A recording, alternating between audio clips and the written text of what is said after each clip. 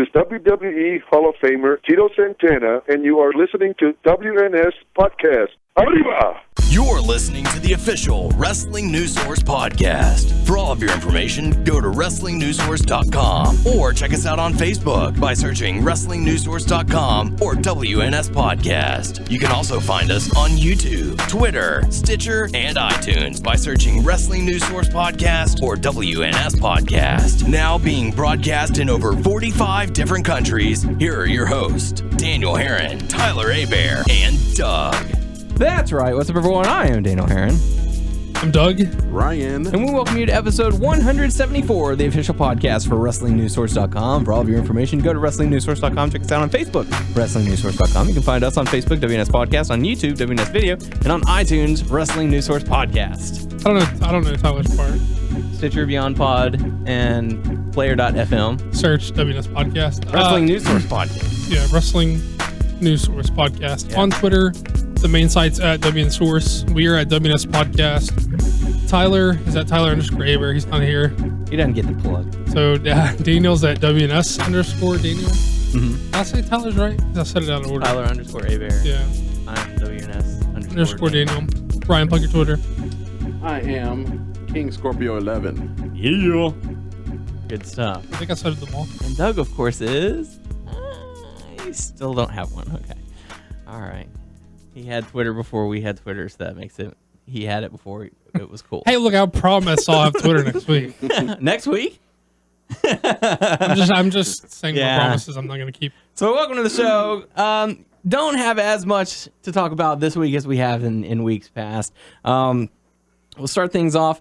Normally we dive into feedback at this portion of the show, but a lot of the comments disappeared that we had on our YouTube page, and didn't really see a whole lot of feedback on our Facebook page. We know that we had comments on YouTube. Mm-hmm. For some reason, they've been disappearing lately. We're not exactly sure what the problem is. I thought it was maybe just our cell phones, but we checked on the desktop, same problem. So I blame the authority.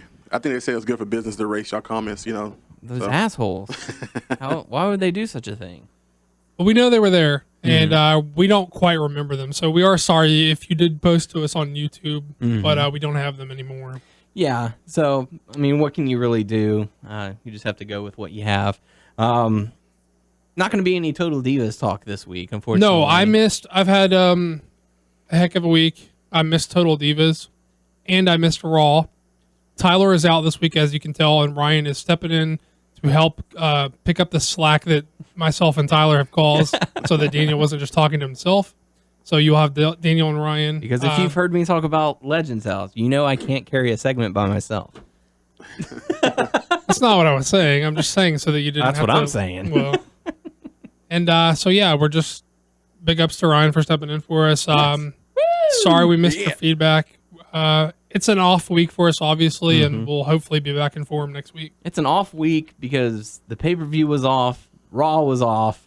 It was just it's been a very odd week, I would think. I agree. So, I mean, we'll dive right into Extreme Rules.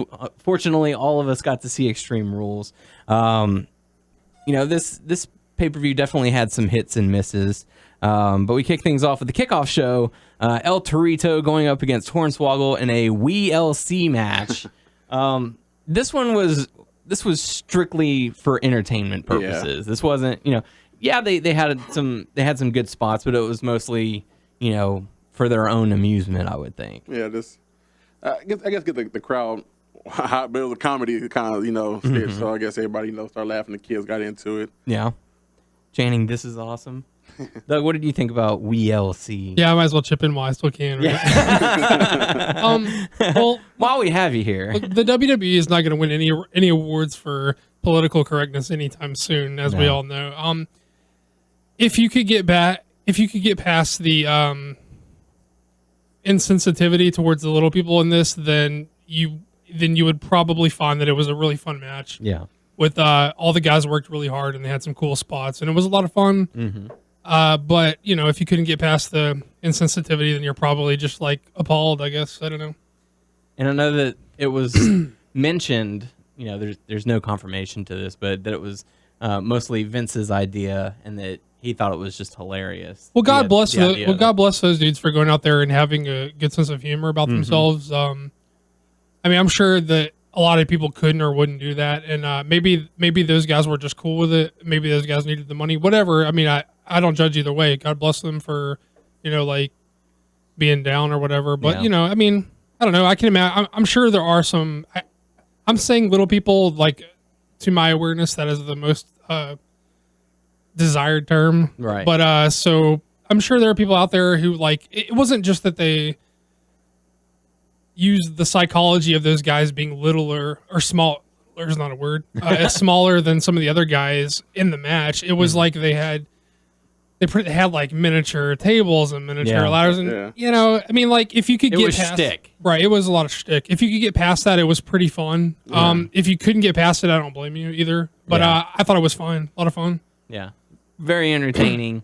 They had the suicide dive that Hornswoggle was going to try and do and couldn't clear the rope, and so that was hilarious. There were some cool spots, man. Yeah, and the falling through the tables and the ladders and all that there towards the end. They had some really good spots, and it got the crowd into it. That's for sure. Even the dudes who it wasn't their match technically worked really hard in this, taking big bumps and stuff. Yeah, and I mean, they went all out. They had the mini commentary booth with the commentary team, and the like you said, the miniature Announcers, ladders and all that, and the referee. So I mean, at least they went all out for it. But it was entertaining. Yeah, and actually, I was looking forward to it. Yeah, and it was.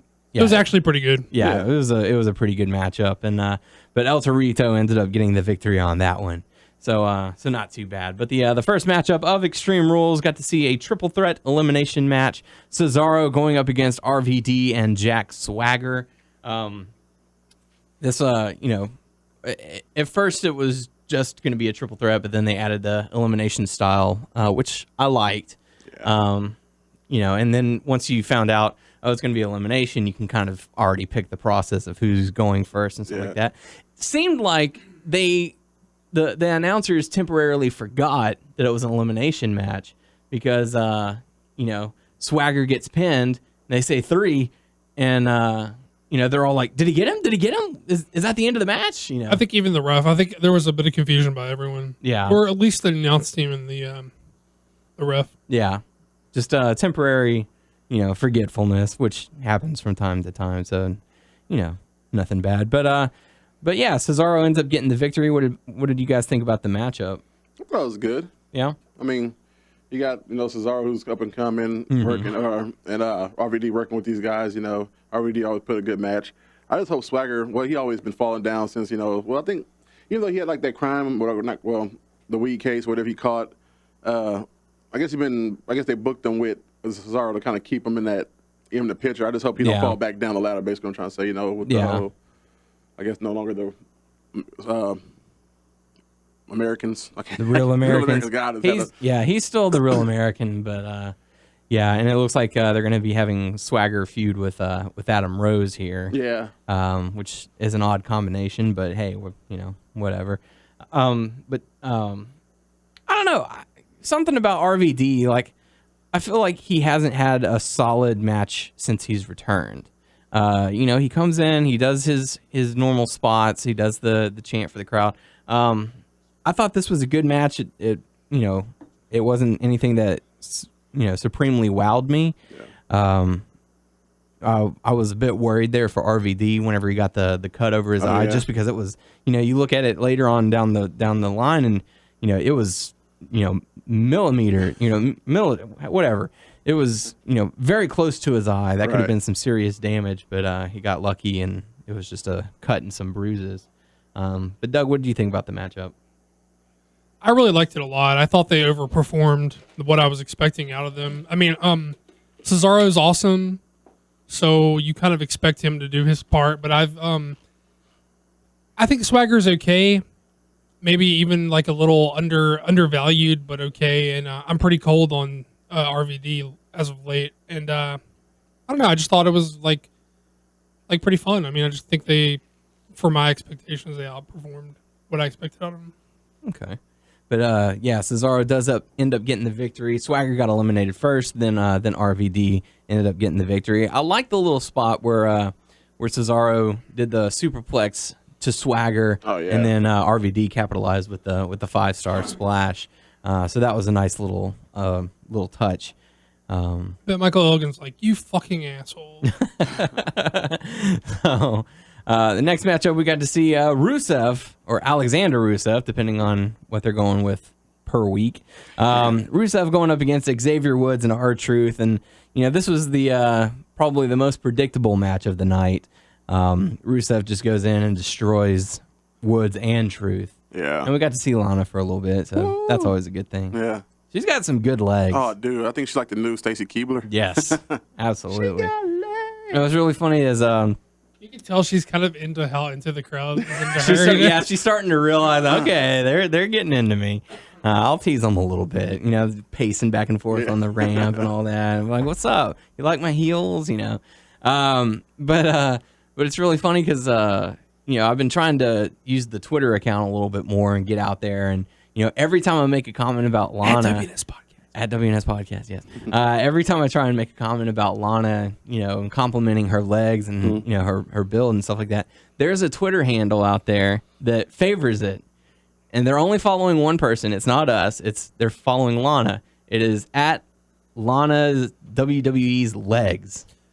So it's Are you hashtagging something that they're able to find us from, or are they just like scouring the internet looking for people talking about Lana's legs? I guess probably the latter, because I'm not. Hashtags? No. I did the Extreme Rules WWE. Okay. But nothing. Well, maybe that's how they're finding it. They're probably just scrolling. Okay, Right. Who's doing it? Oh, there's one. Okay. But yeah, they've done it about 3 or 4 times now. So hey, if you're at Lana WWE's legs, just go ahead and follow us, bro. Daniel's gonna keep talking about him. I am, and I also found out one Twitter handle that's following them is Paige's ass. All right. So people who are a fan of Paige, you can go and check that out. And See, I knew there was like this whole thing about people like role playing on Twitter, but I didn't know there was like role playing for body parts on Twitter. So. I'm sure there was one for Cody's mustache, during the height of its popularity. You're like, hey, did you see me on SmackDown this week? So, yeah, people, the internet is a strange place. What did you look at the tweets of the legs account? Like, what do they tweet about? It's a lot of retweets about Lana. Is it them referencing them itself like in third person, or is it someone tweeting about them? Like, is it tweeting as if it's tweeting about? It's not like the legs are sending out tweets, because that would be insanely weird. It'd be more awesome if it was the legs sending out tweets. I'm in fishnets today. It feels real good going back and forth. If they start tweeting as the legs, we will follow them. If you're listening, you got to start role playing as the legs, or we'll follow you. But it was like, she appeared on Extreme Rules, and they sent out a tweet that said, "There she is," or instead of, "Hey, what do you think of my outfit?" Here we are. Yeah, here we are at Extreme Rules. So, but yeah, it's just a cheap little plug for you guys. Right on. Keep up what you're doing. Do they need it? They have more follows than we do. Yeah. They've got like 600. Of course they do. But that's okay. It's getting us exposure for every time they retweet or follow, favorite or something like that. So. I don't think favorite shows up in the stream. No, you have to go to their particular page. But anywho, Rusev ends up defeating R-Truth and Xavier Woods. Rusev Crush. Yes, Orange Crush. So, but yeah, any thoughts about the matchup? I know after the match, Rusev did that throw over with Xavier. But, he did hit that one like release Northern Light suplex on the floor that was pretty badass. Yeah. Other than that, I just don't dig the dynamics of the baby faces in a handicap match where they have the numbers advantage. Mm-hmm. Doesn't make any sense to me. Yeah. And didn't they try to attack first? Yeah. Like Rusev came out second, and no, I forgot. R-Truth came out and was singing it was time to scrap. Oh, I popped for that. He's like, there ain't no time for rapping. It's time for scrap. I popped for that one. I was like, fuck yeah, R-Truth. But Rusev does end up getting the victory, which takes us into the a backstage promo featuring Evolution and Renee Young, and Batista's getting a little close to Renee. I don't know if they were just saying, "Hey, y'all need to be close so y'all can get on the screen together," or Dude, that's beyond close. Yeah, that's he beyond was all close. like, "Hey." His package had to be pressing on the back of her ass. And I'm not even just trying to be all foul about it. I'm just saying he was literally that close He to her. was sniffing her hair or I something. learned this from Ric Flair. But she was definitely giving a very odd look there towards the end. Like, okay, this is a bit awkward. And Something's poking me. yeah, someone's poking me. Could like to get out of here. So. And they had that weird laugh at the end. They're like, They knew about it already. Did you happen to see the Raw Fallout for this week? No, actually, I didn't. There was a backstage segment where Renee was trying to interview Evolution, and she goes from person to person, and then she gets to Batista, and Batista's like staring, like, "What am I supposed to say? Deal with it." And that's it. And he's just, Evolution evolved. Deal with it. Yeah. Yeah. Yeah. So very weird. But that takes us into the next matchup. Bad News Barrett going up against Big E for the Intercontinental Championship. God save our queen.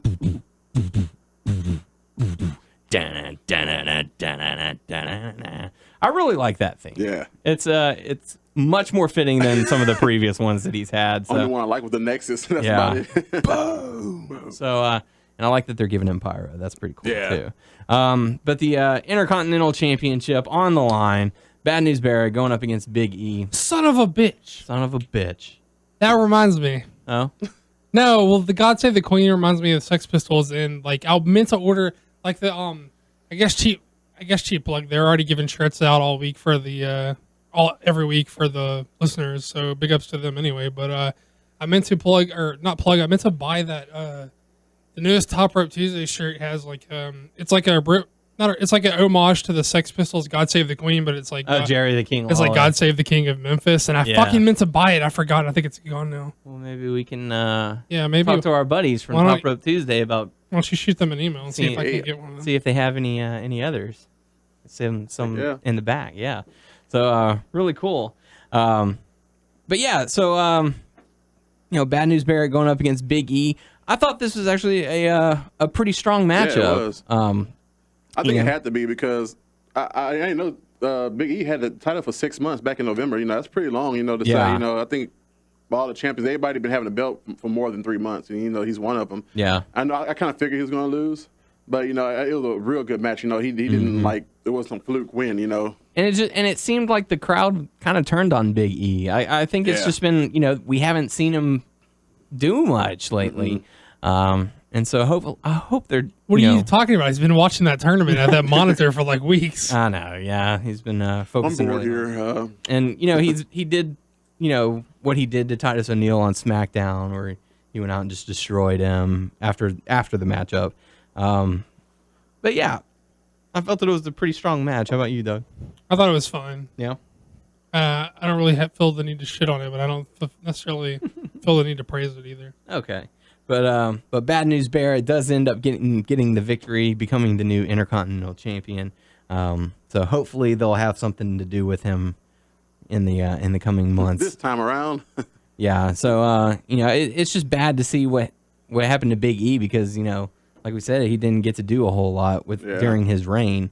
It started very strong and then it just quickly just died out. So, I think a lot of new guys came in and kind of like they didn't forget about him, but it's like at the same time it's just like they want to focus on more of these guys. It's like he already had a title. It's like, well, he's already the champion. Let's focus more on these. And then other they'll guys. bring back Batista and RVD and all these people it's getting very crowded. So but yeah, next up we got to see definitely the match of the night. Shield going up against Evolution, 6-man tag match. Just really good spots, a lot of energy in the crowd. A lot of spots in the crowd. They Seth Rollins almost broke his neck again. yeah. Landed like neck on the I don't know. It was crazy. And that was before the dive off the top. So Tyler and I literally jumped out of our seats and we're like, he's fucking dead. He's literally dead because we're like, They did you? killed him. They killed him. as God is my witness, his neck is broken in half. So, I we would have watched that replay quite a number of times. I would have put money down that he was dead because he landed like neck into the barricade. I mean, my goodness. Yeah. Like, how do you, just, The painful. wrestling's fake. Yeah. Still real to me, damn it. Yeah, show them that stuff. And be like, okay, now I want you to do that. All right. Show me how fake it is. So, but yeah, so thoughts on the matchup? It's fucking dope. Yeah? Yeah. Cool. I mean, it wasn't. For what it's worth, the damn good 6-man tag. Yeah. It was a good showcase for all. Everyone got to be involved in it. It didn't feel like, oh man, we didn't get to see very much of, Seth Rollins. Oh man, we didn't get to see very much of Batista. Everyone got their time to shine. And, like I said, some really good spots. And they have it down. They know how to work 3-mans. Yeah. They're maybe possibly because they're only one of 2 teams who gets to do it regularly, but they know exactly how to pull that type of match off. Exactly. They've, it's of all the people in the last, year and 6 months or however long Shield has been here, they have progressively just been on top of their game. Yeah. You've very rarely seen a bad match come from these 3 guys. And you're seeing match of the night, match of the year candidates whenever they wrestle together. Yeah. So, sky's the limit for these guys. And it was good to see Evolution give them the rub over, you know. But Shield does end up getting the victory. Very good stuff. So, next up we got to see, or was there anything else y'all wanted to add to it? No, it was dope. There's not a lot to say other than it was dope. Cool. So, next up we got to see Bray Wyatt going up against John Cena in a steel cage match. And they did make note during or before the match that, ways you could win: pinfall, submission, or escaping the cage. Apparently, Wyatt and Cena forgot the pinfall or submission option because they were only trying to escape out of the cage, which I felt was very strange. This is John Cena. They even talked about it. He's the last line of defense from keeping Bray Wyatt's message from spreading to the people. So why is he trying to escape the cage? Why isn't he trying to beat Wyatt down? Yeah. Pin him in the middle of that ring, stop the message. Instead, it's, I'm going to try and just escape. That was like the whole reason for it. That he the one who said in the steel cage match, just one-on-one, me and you. It's like, I'm going to leave the cage now. I'm going to get out of here.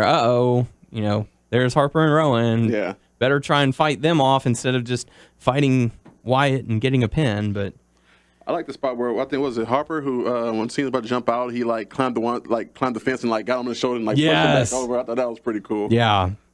My God, how many times did they have to climb that cage, man? They made them holes bigger. If you look, they can actually put their foot in it just about it's about wide like that, where the tip of your foot can actually get a grip and kind of climb. That's probably a good idea. It's a new cage. You can tell how it's portioned off.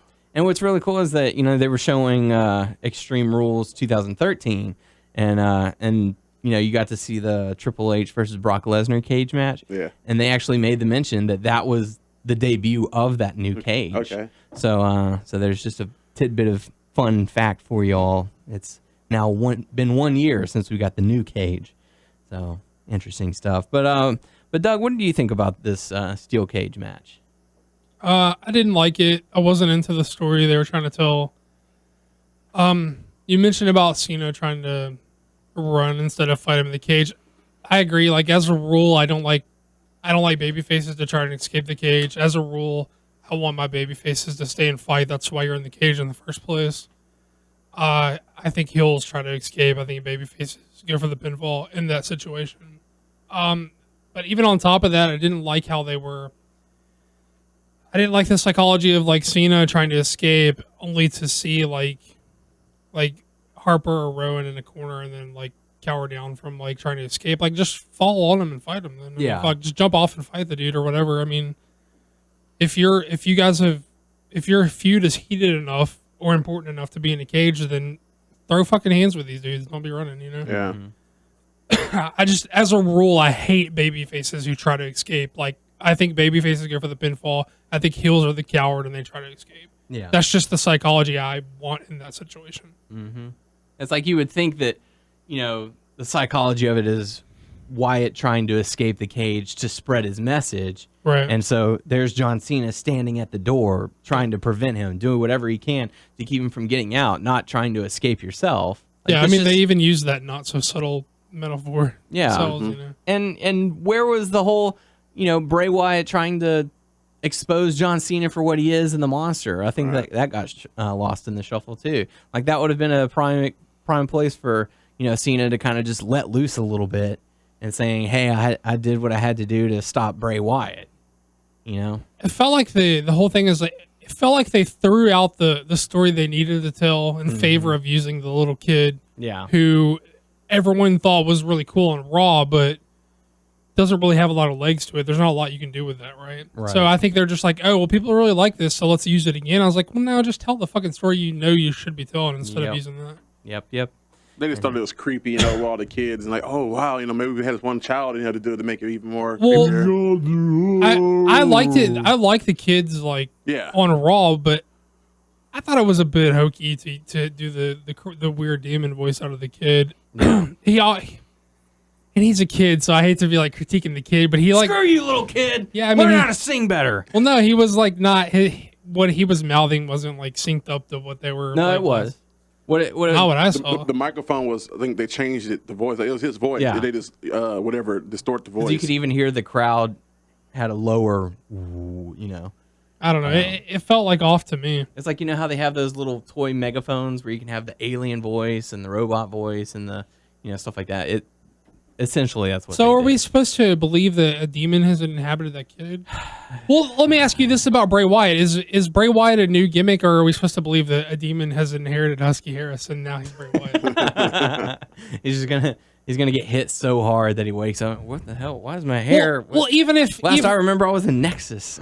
Well, even take or leave Husky Harris, we're supposed to believe that Bray Wyatt is a dude inhabited by a dark power or something, right? Some sort of voodoo. So do you think that out of the kid then? I mean, that's what we're supposed to get out of the kid? See, I thought they was bring a kid in, it would be like his sister Abigail to tell she's alive, blah blah blah, some type of demon, whatever. But they brought in a little kid. I understand they would have brought the kid in, but I thought it'd be his sister, not just. That's what I thought, because when they had the whole choir out on Raw, I heard one voice originally. I guess I thought, okay, it's the girl, and it sounded like a feminine voice to me. So I was like, that's the sister, but I don't know. It was weird. Yeah. I don't know how. I mean, my interpretation of it is the kids are the metaphor for the kids who are supporters of John Cena, and so he's saying if I can get these, so Wyatt's trying to say if I can get these kids to turn on you, then I can get them all, and so it was just I don't know, the whole demonic voice just did not work for me. Well, see, I thought it worked when the kids just sounded like little kids. Yeah. I think that's more creepy. Yeah. And I guess they were trying to just go even creepier, but it didn't work. It came off pretty hooky. Yeah. And then, John Cena has the, oh my God, what's wrong with your voice kind of look. Well, he's got to try to sell it if they're going to go that far. I mean, yeah. But he should have hit the kid, just bound and around the cage. Fuck you! You're not wearing my merch. Kick that fucking demon out of you. So, exercise the demon out of you. So, with a little attitude adjustment. But yeah, so Bray Wyatt ends up getting the victory, and he hugs the child, and you walk off holding hands. Holding hands, yeah, very weird stuff. We're off to see the wizard. The Wizard of Oz. So, just so much miscommunication, I think. I think, they went with, like Doug said, the creepy kid singing worked on Raw. And so they were like, well, screw whatever we were going to do. Let's just do that again, but let's twist it up a little bit. And it didn't work. Well, I don't know for a fact that they changed their plans. It just feels like... But that's what it feels like. It feels like that. Yeah. Right. And it's just... Seems like they do that a lot, though. It's like, okay, it's getting good, then it's an alternate, something changed. Like, well, that's not the way y'all was going with it, originally. Yeah, it's like, oh, well, this one thing got people talking, so let's just bury it in the ground. So, whatever. So, it happens. But the next matchup, we got to see Paige going up against Tamina Snuka for the Divas Championship. Haven't seen a whole lot of Tamina lately. Haven't seen any confrontation between these two. Yeah. Entertaining matchup. I think it was like a 5-minute match. So, they had some cool spots where Tamina, threw Paige into the barricade and all that. But other than that, it was kind of just, hey, here's the cool down match before the main event. Yeah. I don't know. I thought he could use somebody else. I mean, Tamina, I think she is ready to, for a championship match. She's been there long enough, just like any other diva. But I don't know. I knew she wasn't going to win, but I was kind of hoping, like, this win, see this to do. But Paige is new. I like Paige, and I wouldn't want to see her lose, but I was kind of like, I don't know. I just had, like, Tamina to come in just to be that dominant, like Beth Phoenix was. And they could also go with, Tamina gets the title, and then AJ returns and says, well, hey, I didn't even get my rematch. So what the hell? Because they have the talent now, I believe, to have good diva matches now. Yeah. So they just got to give them a chance now. Yeah. But give them some good storylines. Yeah. So, and less acting, please. Yeah. But we'll dive on that in a little bit later. But Paige ends up getting the victory. Doug, what do you think about the matchup? I mean, I'm about the same as you. I mean, you pretty much said it. It was a perfectly solid cool-down match before the main event. Good stuff. So that takes us into the main event. Daniel Bryan going up against Kane in an Extreme Rules matchup. And this one went all over the place. Backstage, they used a forklift, a fire extinguisher, flaming tables, kendo sticks galore. Just, all kinds of chaos. Very good match. I like the Extreme. Not match of the year, but I thought they told a good story. Yeah. Especially the forklift. I know they did before, but I thought that was pretty cool. They had him on a forklift, and where did he get his license from? That was pretty cool. It's kind of a bummer that Tyler's not here. I know, because as soon as he got on it, Tyler started fucking going off about He was like, wait a minute. And then he started like critiquing him as he was doing it. Okay, yeah, you don't want to get it too high because then you can't see. He's like, yeah, you want to pick it up just a little bit more and you want to tilt it so that it doesn't... I've never seen him tilt before. That was new to me. I ain't never seen like a forklift go up and then tilt down. Like, oh, damn, that's fucking... That's pretty cool. Technology. Yeah. What do you think about the matchup? This was okay. It was a bit lacking, but that being said, it's super hard to have a WWE style brawl that's like really excellent. It's hard to compose a story out of like spots all over the entire building. It's super hard to do that, and they did some cool stuff like the driving the pitchfork was pretty cool, and the diving headbutt off of it was like pretty cool too. I mean, there were cool spots, but it's super hard to to mesh together a story out of that type of match. I don't know. I feel like they did the best they could. I don't think that Kane's like an ideal opponent for Bryan, but I thought it was good enough. I mean, I didn't hate it. It just felt a little lacking. That's fair. Yeah, I mean, it's they did what they could. They had some good spots, and it wasn't a bad match. So Daniel Bryan doesn't end up getting the victory after Kane went through a flaming table and fire extinguishers put him out, and then he walked right into a running knee for the 1, 2, 3. So all in all, I felt like with the exception of the Cena Wyatts, the two other main events, Bryan and Kane and Shield and Evolution, were solid enough to make the pay-per-view worth watching. Yeah, man, I thought it was super solid. I thought the WLC was good. I thought the triple threat was good. I thought Shield Evolution was good. Thought Bryan Kane was okay. The rest was just kind of there, but that's like 4 like super solid matches. I mean, and 4 out of like 8. Yeah, and new champion out of it. And one really good match, and 3 super solid fun matches. So yeah, so all in all, good paper. It's like good, but B plus maybe. That's a good spot. A good spot. It's a good little spot for this paper. Yeah. So all in all, not too bad. Let us know what you thought about Elimination. God, there I go again. Extreme Rules. I've been doing this for weeks. For Extreme Rules on the Facebook page. But now it's time to dive on into Raw. So we'll probably not hear as much from Doug. That's it. Good luck, gentlemen. Yeah. I'm just here to listen. I'm trying to find out what happened. Yeah, feel free to chime in whenever you can or whenever you want. But I really felt that this was a very poor Raw. Just cheesy. Yeah. Cheesy. It started off fairly strong. They had a 20-man battle royal to determine the U.S. champion. Dean Ambrose was in there fighting for his title. How did they set that up? They announced it. Was it like a authority thing? They're like, oh yeah, well you're going to defend it against 20 men. They made the announcement before Raw. Okay. And then as soon as Raw kicked off, Shield came down, and then Justin Roberts was like, "This is a 20-man battle royale per the authority for the U.S. title." So it was established that it was the authority trying to stick it to him. Yeah. And so 20 men come in, Mark Henry, Big Show, Ryback, Fandango, Dolph Ziggler, lots of others. Was, yeah. So I didn't even get a chance to read spoilers, so I don't even know the results. So I'm finding out everything. Okay. So we can have your knee-jerk reaction to it. So if you say Ambrose lost it, all I'm going to be is like, what? They didn't put it on Mark Henry? What the fuck? They didn't even put it on Mark Henry. Everyone ganged up on Mark Henry. that's to bullshit. eliminate. Big Show. And Big Show. I think they got Big Show off first, and then they went to Mark Henry, eliminated him. Then it's like pretty much a brawl all the way down. Because Mark Henry was being a beast. And Yeah, he was. Yeah. Dude, Mark Henry don't know how to do anything else but be a fucking beast. You have to tell me that. that's what he does. showed it. All of them eliminated. I think they both eliminated a good amount of people. Before they ganged up on him. Yeah, and then they had the stare down between Big Show and Mark Henry, and they collided, and then they got eliminated, sadly. But it came down to Santino ended up eliminating Dolph Ziggler using the Cobra, and the crowd just booed the hell out of him. Love it. Love it. So it came down to Sheamus and Dean Ambrose. After what Dean Ambrose eliminated, who was it? It was Jack Swagger. Yeah, it was Jack Swagger. Yeah. He was the third. He was the third guy who he eliminated. Then so he turned around, broke kick. Yeah. And then Bro kick and tossed him over. Sheamus is the new U.S. champion. Wow. Yeah. with the Shield on the outside, watching this the whole time. Yeah.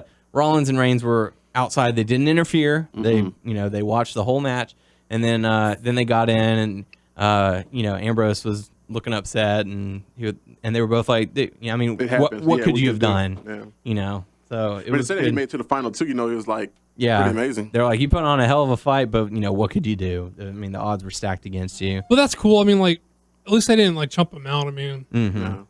They didn't It's a laugh cool- at him. Or, well, no, I mean, it's good that his teammates didn't chump him out, and it's good that they didn't chump him out when he lost the belt. They're like, he got a strong showing, but it was just like insurmountable odds against him. You know what I mean? Yeah. And that's cool. That's something the commentary was actually doing for once. They were saying, he put up one hell of a fight.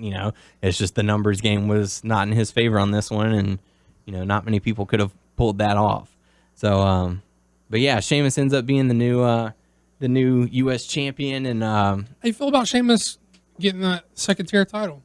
I'm okay with it. Just because now that there's one major championship, it kind of They can focus on you the can lower start belt. putting more focus on the second tiers. And now you've got Barrett and Sheamus, two pretty well established guys holding those titles. So I'm actually One okay really with good that. worker and one really good talker. Yeah. Are they the same person? Nope. Okay, just making sure. So, but yeah, An American is not holding this title. Yeah, Either American one. is not holding either of those titles. But Sheamus is the good worker. Oh, okay. Thank you for clarifying. But after the matchup, Suck it, Barrett fans. Triple H did come out and was like, "Oh, looks like last night you guys got lucky, but it appears as though your luck is running out, and you three are going to be in a match against the Wyatts tonight, and we'll see how much luck you have left." Ha ha ha. He didn't laugh afterwards though. So. But anyways, On the podium? huh? On the podium, he said this? Yeah. Yeah, he came out to the ramp. Yeah, on the ramp. So, backstage, Renee Young was interviewing Sheamus, and Sheamus kind of said, "Hey, to Dean Ambrose, no hard feelings, fella," but he kind of did it in sort of a, backhanded kind of way. To me, you're just doing Dean I'm doing Ambrose's hand Ambrose. thing. You're trying to be like he was like a meh, but you're doing Ambrose. doing that. So, but yeah, and I know that there are talks about a possible Sheamus heel turn a few months down the road. So Yeah, he's a shitty babyface. yeah. So Good worker, shitty babyface. So maybe this could lead. It seemed like that was kind of the start of it, where he's kind of just like, "No hard feelings, fella," and then he kind of walked off. But yeah, so I mean, other than that, it was an okay start. Yeah. Like I said, Battle Royal, can't go wrong with that. Yeah. And next up we got to see RVD going up against Cesaro. RVD came out first, and you could tell he had the cut on his eye and all that. But Paul Heyman came out, instantly got the booing, which is good. Normally he gets probably like an 80% cheer, 20% boo when he first comes out, and then he switches it. This one I'd probably say it was 60 boo, 40 cheer, and then he got it to like 80 boo and 20 cheer. He was masterful at the pay-per-view. We kind of glossed over it, but he was kind of like, he was doing the, ECW fan thing, and he was like, psych, fuck y'all. He was like, this is the one night of the year WWE gets it right. When they take things to the extreme. And speaking of extreme, my client, Brock Lesnar, conquered The Undertaker's undefeated streak at WrestleMania. Yeah, we popped pretty hard for that. We were like, fuck yeah, because they just like, they fucking... Oh my God, you asshole! Yeah, they shat on him when they did. Yeah. So he did it again here, and then he was like, and my client, the king of swing, Cesaro, And so Cesaro came out, and this was a pretty solid match, I think. They had, you can tell their chemistry is getting a little better. Yeah. This match ended in a disqualification after Cesaro was attacking RVD's eye. The ref tried to get him to back up, kept wailing into broke him. The 5 count. Or Yeah. He didn't break I like it. the sound of that. Yeah, broke the 5 count. I mean, he was really. I mean, I never seen Cesaro this aggressive. I mean, he was literally like just beating the shit out of him in the corner. I mean, like he was upside down with his leg caught up, but Cesaro was on the outside, like just forearming the shit out of his face. And even Heyman like, okay, that's enough. Yeah, he's like, you don't want to get fined. You don't want to be suspended. Just head up to the ramp. Just go to the ramp. It's okay. And, nice. Who's standing right now? I'm standing. That's right. You're standing. Yeah. I'm standing, Paul. That's right. You're the best. I like the sound of that. Got huge heat for that too. Yeah. You get the disqualification. I don't know if the fans were booing because the match got tossed or if because Cesaro was doing heelish things. But there was a lot of boos at the end of that match. So, it looks like they're trying now to establish I am a heel, because... So hard to get booed for actually acting like a heel. And especially since, 3 minutes earlier, fans are chanting Cesaro, right. So for them to just be able to turn right back on him, it shows that putting him with Paul Heyman, very good idea. Yeah. So, but yeah, RVD ends up getting the victory, but it's at a cost, so gets disqualification.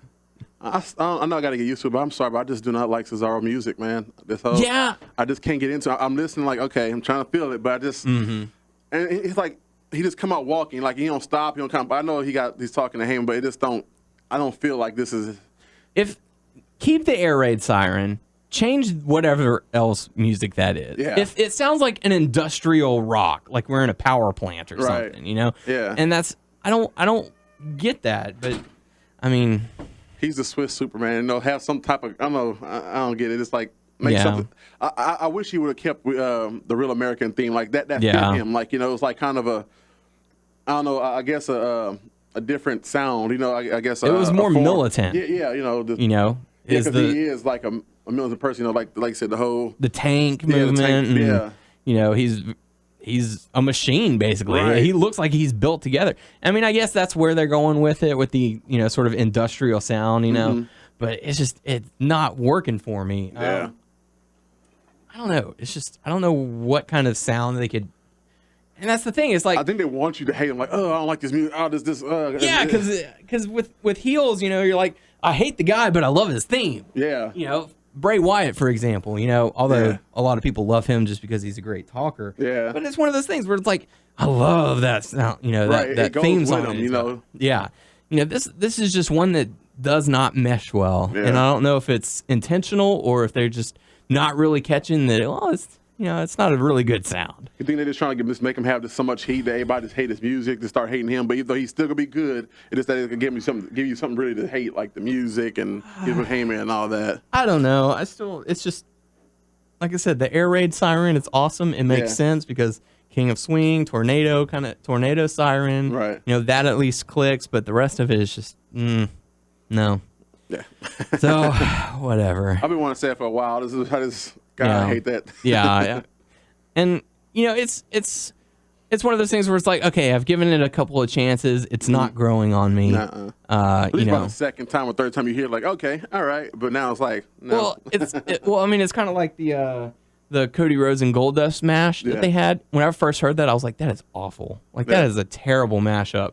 And now, like, you go back and you watch stuff on the network and you hear Goldust's theme music, and you're finding yourself going, wow, wow. And it's just like, okay, so that one stuck. Yeah.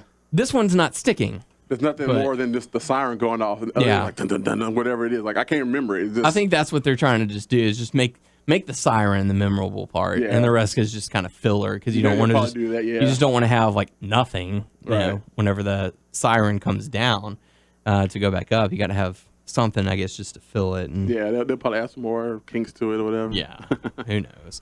But next up, we got to see Bray Wyatt come out and cut a promo on John Cena about how he defeated him, and people don't get asked to prom, or all kind of. It was very odd message he was trying to send, that he's there for those people, those who can't, who aren't chosen to be the pretty ones or special, And so he's for the ugly people. Yeah, he's there for everyone. And that it's time to burn down this current stage and build it in his image, and that people will remember him for what he is, and that is a god. And at that moment, once he said that, I'm surprised JBL didn't grab the mic and I'm sorry. What did you say you were? There's only one wrestling god. Yeah, I don't know if he thinks he's a wrestling god or just a god. So Turn this water into wine. Yeah, just come on, man, it's a party. JBL's cup's already full. Filled with his own punch that he's drinking. But but any real message from this that you got? No. Just trying to get people to hate him? Pretty much. I mean, Bray Wyatt always say some just random stuff every week, so it's nothing you can be like. So mysterious. I mean, he sounds good when he's talking, but again, it's what is he really saying? And it's just, I don't know. He's the new Ultimate Warrior. Yeah. Take the rocket ship and put it into a nosedive. So, next matchup, we got to see Ryback going up against Cody Rhodes. These slums of Cody Rhodes seems to be continuing. I don't think they'll break the brothers up. I think they'll both like turn heel, like they just both will snap or something, because like I don't see them breaking up. Like I don't know, they have good chemistry together. They are. Yeah. I just think see them being like a heel tag team from now on or something. I don't know. And they did mention on Main Event this week that they were talking about how Cody Rhodes went to Goldust backstage and apologized. He said, I hate losing and I get hot-headed whenever I do. But the Brotherhood, has its quarrels. We're not perfect, but the handshake. Yeah. So we're not perfect, but we're brothers. Yeah. So it looks like they're sort of gonna, he might have his differences, but they're gonna stay together. Yeah. So which is good. I like these two as a tag. But of course, down the line it might. I mean, everybody did want to see them fight, for WrestleMania. That would be a good match, two going against each other. But it'd have to be built the right way. Right. Not just so quickly. Or who knows? Maybe that's what they're building towards, a long feud. Right. So SummerSlam. Yeah. So, but who knows? But I mean, this was kind of a short matchup. Ryback ended up getting the victory. Fans didn't really seem too interested in it, and that's one of the things that I didn't like about this Raw. The fans weren't into the show, and it's for good reason. Like the WWE didn't really give them a whole lot. Say it's the night after a pay-per-view. Normally that Monday after a pay-per-view is pretty big. Like something happens. It's like oh wow. The progression of the next storylines get going or something. Even the whole Adam Rose kind of thing threw me off a little bit. Yeah, and we'll get into that in just a little bit. But Ryback does end up getting the victory. And next up, we got to see Los Matadores celebrating in the ring, celebrating Cinco de Mayo, celebrating their victory on Raw. And then 3 and B came down and said, "Hey, let's bury the hatchet." And just give us some of your candy and we'll call it even. And so Torito decided to give Hornswoggle some candy, and Hornswoggle threw it in the air. And well, he ate one first, didn't he? He ate one and spit it out. And then slapped the air. Yeah, so... that was a blueberry. I think a blueberry Jolly Rancher was my favorite. I kind of picture that. But yeah, I mean, it's just... And then they all brawled, and it fell flat for me. Yeah, it like, just... No, I just don't lackluster. I guess they did it for the single in mind, which wasn't bad. I can understand why they did it, but it's like it could have been a better scene or something. I don't know. But again, it was one of those things that the crowd just wasn't really into, and it was just something for JBL. Fear of the bull, and Olay. So I gotta give me one of those. Yeah, I feel like he just likes hearing himself talk. Sounds about right. Mm-hmm. But yeah. So next up, we got to see Kofi Kingston going up against Rusev. So we got to see Lana again, which is always nice. This was a little bit longer matchup, being as it's Kofi Kingston he's going up against. But once again, Rusev ends up getting the victory. He did, but Kofi put a good fight up. He knocked him off his feet. He had a couple of spots there where of course I knew Kofi wasn't going to win, but I think Kofi kind of like showed he's not easy. Yeah, he can take it to him. He's one of the guys who can can handle him a little bit. Look, I've been at this mid card for years now. All right. So if you beat me, then you got a shot. See what I did at WrestleMania? Damn it. Yeah. So yeah, I mean, just another short match. Does it concern you that Rusev doesn't wear any kind of boots or foot attire? No, because his background is sambo and sumo. So it's like he wouldn't be. I wouldn't see him with boots. I mean, I understand he's Bulgarian or he lives in Russia now where he could be the Martian, but he's not that type of Russian guy. Or it just concerns me. You don't want him to have his foot stepped on or him land wrong. Umaga did it. Who else? True. Superfly, Jimmy Snuka. I'm sure other guys recently done it, but no, I mean he's a big guy. I mean Yokozuna's another guy who just had his feet taped up. But no, I mean. Do the sumo wrestling. He's used to pounding and all that. So I think his feet pretty durable. He's just so thick. Yeah, he's massive. So freaking big. But before the match even got started, Lana was up on the stage and she put a picture of Putin on there. So it looks like they're definitely going for the cheap heat. Yeah. And Doug, I know you did say a while back, or I think it was last week where you said, why don't they just turn him heel or say he's from Russia?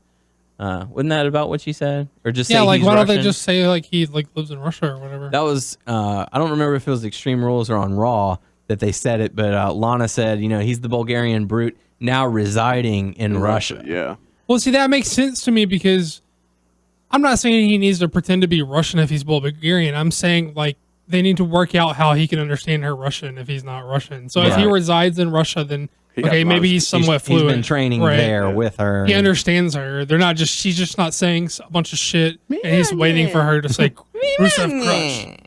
I hate that she stopped saying that. I was like, oh, here she goes. I was like, what the fuck she's saying? That sounds good coming out. I don't know what you're saying. But your legs look good. So serious. Those legs. Yeah. No. But Rusev ends up getting the victory. So another short matchup. That takes us into the next matchup, Daniel Bryan versus Alberto Del Rio. The match itself, really solid. Very good matchup. I think it was something that the crowd needed because, they woke up for Daniel Bryan. Got the yes chance. And, Del Rio did a great job with the CCC and the chant, the fans not wanting it. Good matchup between these two. Daniel Bryan ends up getting the victory. But here's where the problem was for Daniel Bryan during that night. They get, like we have been talking about with Bray Wyatt getting the cool, creepy stuff and Kane getting whatever's left over. Cheesy 80s movie horror flick. Imagine that.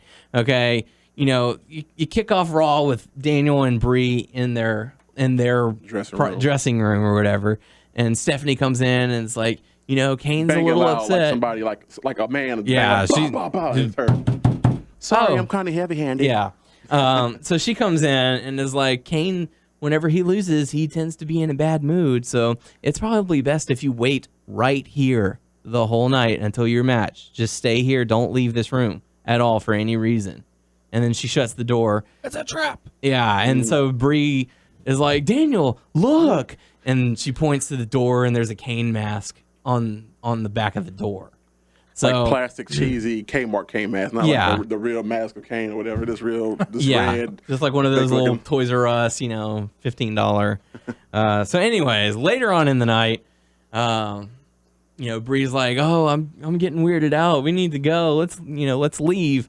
And is that when the light shuts off inside the room? And the lights go off, and a lamp turns on, and the mask is on the lamp. And so they're like, Daniel, let's get out of here. And the very next second, what's Brian saying when she's saying nothing really? He's just like, oh, okay, look, come on, don't worry, I'm right here. It was just, but I can beat him. Yeah. And so you see the lamp. The very next shot, they're walking down the hall. Not even, this is just me who has watched countless movies and continuity errors, annoy the hell out of me. They show the lamp, and normally when you are in a pitch black room and you open a door to somewhere that has light, you can see the light of the door open up. None of that. Just straight outside walking down the hall. And Stephanie's like, Daniel, what are you doing outside of your room? I told you to stay in there. Oh, you're scared? Okay, I'll bring your car around. I'll have them bring your car around. So don't worry. It'll be there waiting for you when you get there. Later on in the night, Daniel, Bryan, and Brie go to the car, and here's another continuity error. Are they like, no, fuck you, we don't even trust you like that? Yes. Well, they kind of like, okay. Brian's like, I'll bet you'll bring my car around. Thanks for caring, Steph. Thanks. Yeah, thanks. Appreciate it. Yeah. And so at least they were like, okay, thanks, we'll wait. Yeah. Pretty much, yeah. Yeah. So I mean, was it okay? At least they weren't like that, or it was like, well, they might as well have just been like, okay, sure, we'll wait around for it. No, it wasn't okay, thanks. It was just oh yeah, I bet you'll. Well, it might, but was it so shitty that they might as well have just been like, oh sure, we'll just wait for the car? Yeah. Yeah. Okay. It was that cheesy. And so the car is there. They go, Daniel Bryan, like the gentleman that he is, opens the door for Brie. Brie gets in. The window's rolled down. Okay? Windows rolled down, shuts the door. He walks around to open the door, gets in the vehicle, gets in the car. Suddenly there's a cameraman in the back seat, okay? And they're talking about, oh man, let's get out of here. Da, da, da. And then on the window, there's Stephanie McMahon. Where was the window when they got in? Down. It was rolled down. All of a sudden Which one? rolled up. On Passenger Brie's side. On Bree's side. Passenger Passenger front seat. Yes. He opens. That's the door he opened for. He opens it for Brie to get in. Shuts the door. Walks around the vehicle. Gets in. The Stephanie walks up, knocks on the door, or knocks on the window that was previously closed. So anywho, it was all the way down, or it was like it was all the way down because you see the back seat window, and you can see the reflection of the lights. The glare on that one is completely down. Anywho, so Stephanie is maybe a nitpick. I don't know. I didn't see it's it. Complete nitpick. Okay. It's continuity that bugs the hell out of me. So anyhow, I didn't see it. I'm just chiming in what I can. Right. So Stephanie is like, Daniel, what are you doing? You've got a match coming up. I understand that you're scared, but you can't leave before your match. And if you leave, then I might have to consider that being a breach of contract, and I might have to strip you of the title. But you can leave once your match is over, which is right now. And so they leave, or you don't see them get out of the vehicle or whatever, but. Then they have the matchup with Alberto Del Rio, and that's, a very good matchup. Well, was there something to the point you were going to make about the cameraman being in the back seat? It just, that Well, we're going to come back to that. Because after the match, like, don't they go, like... They go back to the car. No, he wins the match, but I think Kane's pyro goes off, and then, like, they show him going to the back and going to the car. Yeah. And then, once again, he opened the door for Brie. Yeah. And he gets in, or... Total gentleman. He lets her in, but when he goes to her side, they show, like, Kane, like, in the back seat with her. Like, or he in the back seat, and she's in the passenger side, and he's trying to get her, whatever. Yeah. And her scream is so fake. Ah! Ah! It's like... Maybe did you guys look and check and make sure that the windows weren't tinted? Well... No, they weren't. No, they weren't tinted. But here, you guys both wear glasses. I don't know that I can trust you. Whoa! But you guys both have glasses. Maybe they were tinted. I refuse to believe my boy Brie can't see in the back seat. They wasn't tinted. First off, the fact that you're questioning. I didn't see. I'm trying to explain. And I did with my glasses that correct my vision. The window, they showed like that, and they showed. Like, I know what I window saw going down. So, but back to the matchup. Throughout the entire match, Brie, maybe he just appeared. Maybe he was laying down. Yeah, that's essentially what he was doing. Yeah, but we don't know that. So, anyways, throughout the matchup, Well, how do you know if you don't know? Look, I'm just telling you what I saw. I'm playing devil's advocate because that's all I can do, right? Yeah. So throughout the entire match, Brie is like looking around, like, where's Kane? I know he's going to be here. And it was one of those things where I happened to notice the pyro. You know how they tie the pyro to the posts? I happened to notice that they were doing that. So I was like, okay, well, that's going to happen anyways. So match ends. Daniel Bryan is victorious. Then the pyro goes off. The music is going and the lights are on. Yeah, when they go to the back. Yeah, so they bolt and they head to the back. And, he opens the door for Brie. She gets in. He closes the door, walks around to their side, to the driver's side, gets in, and is like, come on, Daniel, let's get out of here. That's right. So he's trying, he's like, oh no, the car's not starting. No, it's not, it's dead or something. And so he pops the hood and gets out of the vehicle. Okay. I so hope his actual lines were "it's dead" or something. It's dead or something. Okay, so I'm gonna do this at your angle. Okay, so TV screen, obviously. Car is facing, this facing direction. me. Yeah, it's sort of a profile, sort of at an angle. So Daniel Bryan gets out, pops the hood. The hood is up. Oh, one of these wires is loose. Something happened to one of these wires. Actual dialogue. Yeah. Loving it. No. He's like, one of these wires are loose, and she's like, Daniel, hurry! We've got to get out of here, Daniel, go! And so he's like, okay. And then he shuts the hood, and Kane's in the back seat. That's what. And he's like, Brie, get out of the car! And she's like, not an exaggeration. Daniel! Daniel, go! How long does it take them to get to the back seat? Forever! He's probably thrown off by the screaming. Yeah, I was thrown off by the screaming. So he opens the door.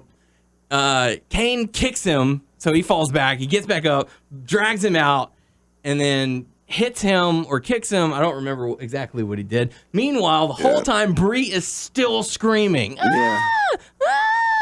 So that's a horror movie trope, though, right? It was so cheesy. It was so popcorn movie 80s horror flick.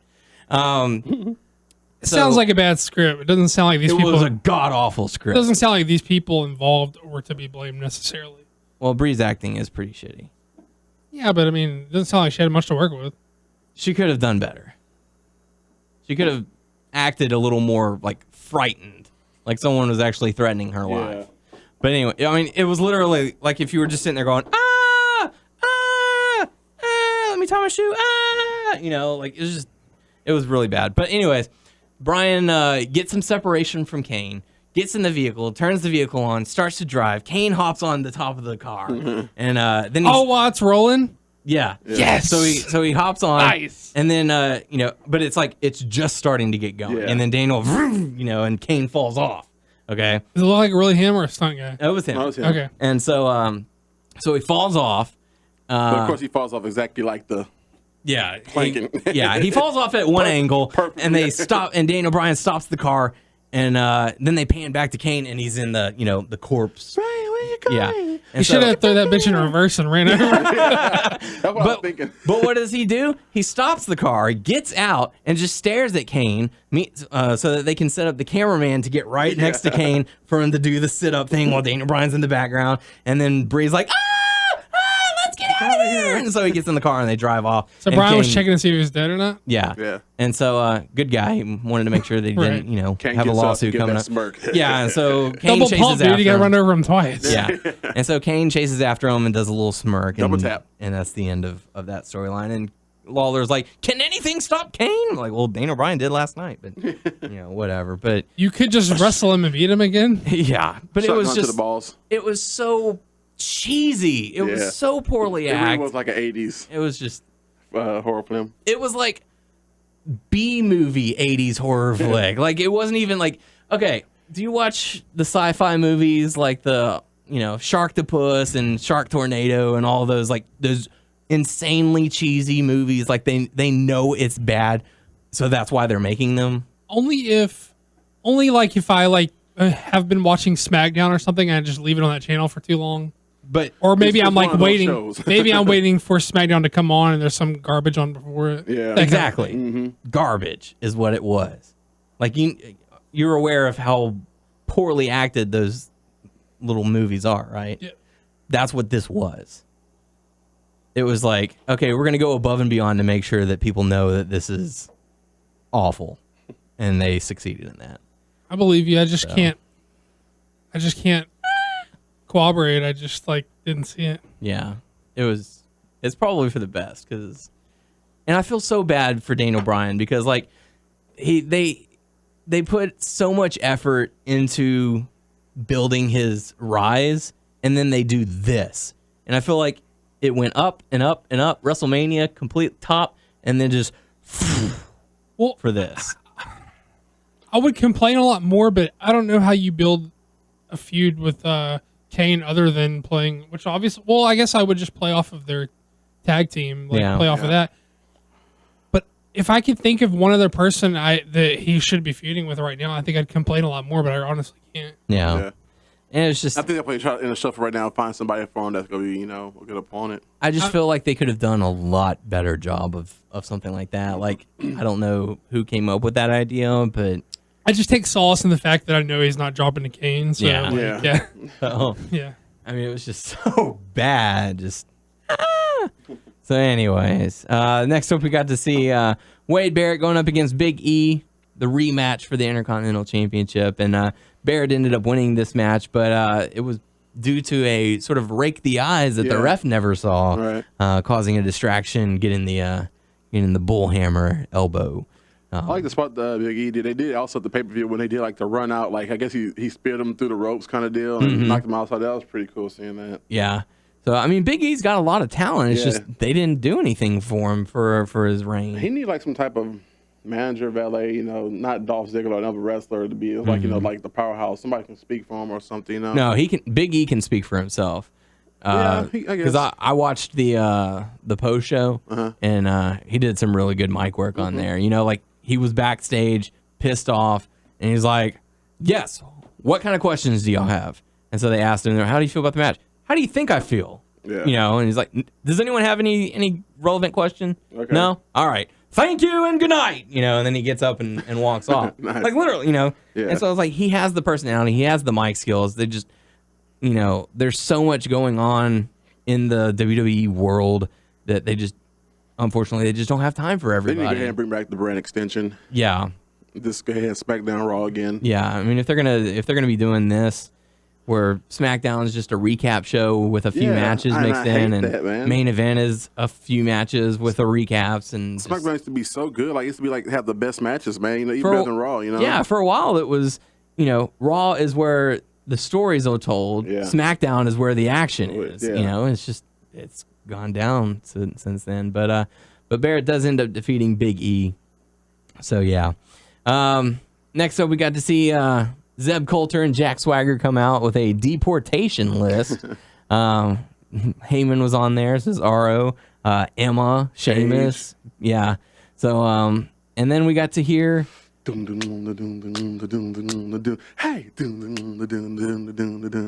Hey. I don't know about you guys, but I prefer Adam Rose's other theme music from NXT. I'm so bummed out that theme did not get bought out by the WWE. They were a week off from getting the licensing rights, and it expired. I don't think I even heard it. Oh man, it's this one's catchy, but that one was whoa, so good. I want to say they did change it, but they had more a saying in it, something oh or ooh or yeah. The previous one was oh wait, no, that's this one. This one's da da da da da da da da da da da da. World goes wild, woo! And so this one's It's a little bit different. It's very similar, but it's a little different. Don't you have it downloaded? I do have it downloaded, and it's so good. That's what we woke up to on the alarm every. Yeah, we did. Nice. Every day we were in New Orleans, his alarm would go off to that song. Yeah. Don't be a lemon, be a rosebud. It's party time all the time, and you could tell the fans who had been watching the vignettes were responding to it. But this was just such a flat debut, I think. And I think, like I said, there were so many weird things going on during this Raw that the crowd didn't react, and I felt like they could have done a better job with Adam Rose. So what did he do? Just came out and attacked them? He had his party group that line up. They did his NXT entrance where he runs up, hops up on the thing, falls back. The people carry him over to the side. He hops in. Meanwhile, Swagger and Coulter are kind of like just standing in the ring like, what the hell is going on? And then he grabs the microphone and he's like, Zeb, don't be a lemon, be a rosebud. It's party time all the time. And then, Swagger attacked him and he threw Swagger over the top. And then his buddies all got in the ring and they tried to party around Coulter. And then Coulter got out and that was it. So he's coming in as a babyface? Yes. Yeah, he's coming in as a babyface. And see, I would think that it feels like the gimmick would Be a heel. play to being a heel, just because if it really is based on Russell Brand, that dude's so fucking annoying that you would think it'd be. I mean, I'm not judging. I'm just saying. I mean, I'm sure they can make it work as a babyface thing. I'm just saying. Was he babyface or heel in NXT? He was a face. he was face. Yeah. It was definitely over with the crowd. Yeah. So. But I think he only had like 4 or 5 matches. NXT's weird. He got like a positive reaction, or he was a babyface. Because like Tyler, he was a It was babyface. both. okay, because like Tyler Breeze was over huge because of his interest and stuff, but he was more of a heel. You know what I mean? Yeah. Is that the one who uses his That's phone? the camera, camera. Okay, yeah. So, but yeah, if it was just to introduce Adam Rose, yeah, sure, they got the job done. But it was basically, hey, let's take the vignette videos that we've been doing and just do it in the ring. Yeah, pretty and just much. do it live. That's it. Were there any interesting faces in the entourage? None that I saw. Yeah. I think they kind of have like their core group. Because I know for a while, like I know Eugene was one of the guys. what's Sammy Callahan's name? Solomon Crow. I know like for a while he was like a DJ in the group and stuff like that. I guess before he debuted or whatever. Yeah. I just read that. I didn't see it. But yeah, no one that I recognize. But that's not to say that there's not But you can someone tell there. some of the guys can be wrestlers because they got, someone got some good size on them. They just wearing outfits, wear uniforms, whatever. Like Who's they might the- have like how they have some of the local guys go and do stuff like Or that. maybe They might- guys under contract that hadn't debuted yet or whatever. Yeah. Yeah. What? So who's the bunny? Do we know? No idea. No idea who Bunny Probably Man is. change it. Or the guy in all the white silk, whatever thing. Like, And there was a guy in a graduation gown and hat and all that. That was all kind of craziness. But I don't know. I know a lot of people were expecting there to be a match from Rose, but Yeah. I think they're going to be saving that for Rose versus Swagger. hopefully next week. Even on main event this week, during Swagger's match, Rose came out with his party and they caused a distraction by talking to Coulter, and it ended up giving Ziggler the win. And Ziggler was getting ready to leave, and Rose was like, "Hang on a second, Ziggler. Do you know what happens?" Or he said something, and he was like, "You know what comes next during an Adam Rose party? Everything. Get 'em, girls!" And so the girls started dancing with him, and so Ziggler kind of joined in their dancing stuff, and that was pretty much it. So, yeah, it looks like we're going to see Swagger versus Rose here in the coming weeks. So be on the lookout for that. Having seen him, do you think it's a good matchup for him? I don't know. It's because I know that his matches have been short-ish. Like he It's like has, showcase stuff. yeah. It's like the most. It's sort of like comparing Fandango. Like people like his entrance more than they like his matches, Right. and I feel like that's going to be the same concept. He's going to come out and he's going to have the awesome intro that everyone likes. And then once the bell rings, they're going to be like, okay, well, I can sit down now. They're sort of like manufacturing that like awesome entrance type thing in NXT, like between the Tyler Breeze thing and that. And it's weird. And the Ascension. Yeah. Yeah. I actually like Ascension. They're Yeah. pretty good tag team. Those guys are badass. Yeah. So yeah. But that takes us into the main event of the evening, the Wyatt family going up against the Shield. You know, everyone was pumped for this matchup. We know their history. They always have, you know, really strong matches. As I was watching it, I didn't have a good feeling about it. Like, it was a good matchup, don't get me wrong. But it was one of those, you know, when you first hear it, oh, dude, Wyatt versus Shield, it's going to be awesome. After the night that we had, and the fact that, you know, the Wyatts and the Shield have gone their separate ways since their match at Elimination Chamber. See, that time I got to use it in proper context instead of Extreme Rules. So there's not really a big point of having these two fight each other. So it didn't have that much meaning to me. It was, you know, it was still a strong matchup, but, you know, that match at Elimination Chamber was just so good. Yeah. Like, my goodness. Now they just think they can just throw them together. They could put like an awesome 5-star match. And they know they're going to have a good match, but this one just, I don't know, it felt a little flat for me.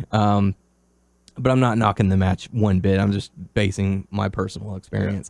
But Evolution does come out to create a distraction, giving the Wyatts the win, and then Evolution decide to attack and take down the Shield. Yeah. So, you know, what were your thoughts about the matchup? He pretty much called it. I mean, after the third or fourth time they fought each other, it's like, you know, it was nothing great to see. Not to say them two didn't put on a good match, but it's for the storyline they'll tell now. I didn't get, like, I guess, you know, you could say Triple H just won, you know, 3-on-3, you know, somebody, a good three-man team who can give, you know, go with them, and then they'll come in and jump them themselves type deal. But other than that, it was meh. Just a meh. Yeah. Like I said, this whole week, you know, the Raw was just such a weird vibe. And no Bo Dallas. No Bo Dallas, no. But we did get a video package, so you can still believe. Oh, yeah. And one thing I like about the Top Rope Tuesday guys is they're very witty. And so, you know, they're like, oh, man, so now I hope that, you know, I'm going to paraphrase it terribly, but it's like every time I see a video package for Bo Dallas, I expect to see a woman getting pregnant or something. You know, you can believe in productivity. So it's, so interesting stuff. So that pretty much closes out Raw. So yeah. But, you know, like we said earlier in the show, no Total Divas this week. Sorry. We'll make a triumphant return next week. But now... And now, the Legends House. Give me a break. This Tony man. Legends never die. They just get better. Jimmy, I'm gonna kill you. Holy balls. Now it's my chance to try and dive into what happened on the Legends House this week. Do or do not. There is no try. Do or do not. Okay, well, I will try my best. Yeah. Suck it, Yoda. I don't know. This week there was a lot of friction. Like I said last week, they're all anticipating for someone to blow up. And you know, this week it just happened to be Tony Atlas that, you know, they feel like he rambles on so much that they just don't want anything to do with him, you know. Do you feel bad for the guy? At times, yeah, you know, because like you see how they do it, and they're just like, oh, okay, Tony, all right, yeah, just okay. And then, you know, he tries to offer his opinion. Is he like incapable of like conducting like himself in a conversation, or he just like doesn't know when to stop? I think it's like, the latter. Okay. He just keeps going and going and going, and they're like, oh my god, I'm tired of talking to you now. Yeah, okay. And so like even one of the previous episodes, you know, Tony's sitting there talking to Mean Gene, and he's just talking, and he's like, okay, well, I'm gonna, you know, Gene stands up and he's like, oh, I'm gonna go get something to drink, and doesn't come back. You know, it's just one of those things. I thought you were gonna say, and Tony follows him. No. Well, didn't he like say something like, I want to go make a sandwich, and like, we want to go with you to make a sandwich? Yeah, and it's like, if I can't I'm 82 years old. If I can't make a sandwich by myself, then, you know, go ahead and take me out. But yeah, so you know, this one had the blow up from Pat Patterson as well. But you know, going story wise, there were two main focuses. The first one them being in a bowling match. The second one them having to make a commercial. The first one was the bowling match. Ashley came in and was like, "Okay, guys, it's time to you are going to be squaring off. Someone's challenged you guys to a bowling match, so show us what you got. And they ended up having to face like a women's bowling team that was similar in age to them. They're showing highlights, the girls doing really well, and then, Jimmy Hart's getting like nothing, and Gene Okerlund, bowls, and they're like, man, you could go and order food, eat the food, and pay for the meal, and then come back, and his ball still hadn't reached the pins yet. But they ended up getting their asses handed to them. They lost by like well over 100 pins. Damn. And it was, like an 8-on-8. So, Yeah. But, the ladies got a nice big trophy, and the guys got, just a very tiny one. And they're like, oh, that makes me feel great. But they wanted to win, and unfortunately they didn't. But they still had a good time. I said it last week, and I'm going to say it again. That Hillbilly Jim, dude, one of the most down to earth guys. Like he is just there to enjoy himself. He's not there to cause any ruckus or have any kind of fights or brawls. He's just there to. He's a good old country boy. Exactly. He's just there to have some fun, and that's exactly what he was doing. But like I said, they did end up having to make a commercial. For two very different companies. It was split into two teams, Team Piper and Team Okerlund. And Okerlund's team had to make a commercial for a car wash. Did they pick their own teams, like Yes. captain style? Yes. Was there like a squabble about who got picked last or anything? No, it was Atlas. Because they were like, oh, Who got him? Piper. It was Piper, Duggan, Atlas, and who else? Oh, Finkel, Howard Finkel. And then you've got Okerlund, Hart, Patterson, and Hillbilly Jim. Who got picked first and who picked him? Crap. I think... They did that with the horses, too. Like the horses, they picked their own teams. Yeah. I'm pretty sure Piper picked Duggan first. Yeah, Piper picked Duggan. Okerlund picked Patterson. Okay. So those were the first two that got picked. And then Atlas was subject to being last. And he was like, oh, man, my roommate doesn't even want to pick me. So what does that say? So he seemed a little betrayed. But anyways, so they'd go back and forth in between segments, but I'll try and keep them together. So Okerlund's team had to leave and go to a car wash and do commercials, make a commercial for that. And so they decided to, showcase all kinds of stuff. And, Jimmy Hart's just throwing out all these different kind of ideas. And, I would pick Jimmy Hart first. He could write a fucking jingle. I mean, what's the deal? Why wouldn't you pick Hart first? And they were like, take care of your car and get all kind of job. It's like, it's the best. They were talking about, washing the car as a hand wash car. And they were like, it's the best hand job in town. It's just, just all kind of just crazy stuff. And they started off with Mean Gene Okerlund standing outside the car. Hey, come on out to, such and such car wash. Jimmy, what do you think? And he lifts up the back part of a vehicle, and Jimmy Hart's like, hey man, this vacuum really sucks, and so he ends up closing it. He's like, give me a break, And so what basically happens is they have, all day to shoot for a 30-second commercial, which that's odd to me. Anyways, so they have all day to shoot. They only have one camera to do it, and then later on they have to edit it into a commercial. And so get that raw footage. Yeah, I got to get all of that. Oh, such good raw footage. So there's this. They're like, hey, let's show Patterson in action, cleaning the vehicle, hand washing the vehicle, and as he's doing that, the jets go off and start spraying him, and he's like, Jimmy, damn it, I'm gonna kill you. Why would you do that?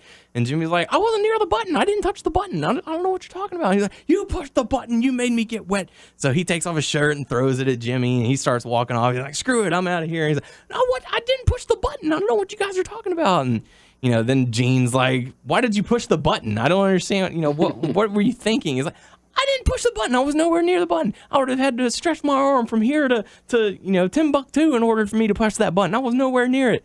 So there's this long-standing debate throughout the episode. Who pushed the button? It was the mystery that needed to be solved. Who pushed the button? it was not Jimmy Hart. Oh, swerve. It was, in fact, the manager who said that Pat Patterson said to push the button.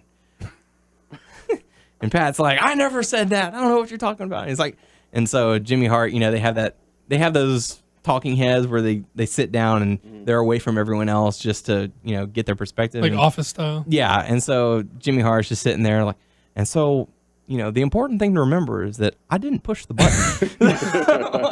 So it's just, it's pretty comical. But back over at the Legends house, the other four guys, Piper's team, what they have to try and make a commercial for is the flamingos, the yard flamingos and rubber duckies, because there's a business that rents them out for parties and events. And the guy who had the most ridiculous pair of pants you will ever see, and I say that just because they made sure that you saw them. They did one of those pan ups, to the guy, just crazy pants. And he's like, because who wouldn't want flamingos at their party? Like this guy, he is so into his business that he doesn't see why someone wouldn't want pink flamingos and rubber duckies at their social events. That makes the deal. So they have to do it, and Tony Atlas, much like he did with Gary Busey, all into it. Oh man, I love these things. Oh dude, rubber ducky, quackle, quackle, quackle, quackle. That's not an exaggeration of how he was acting either.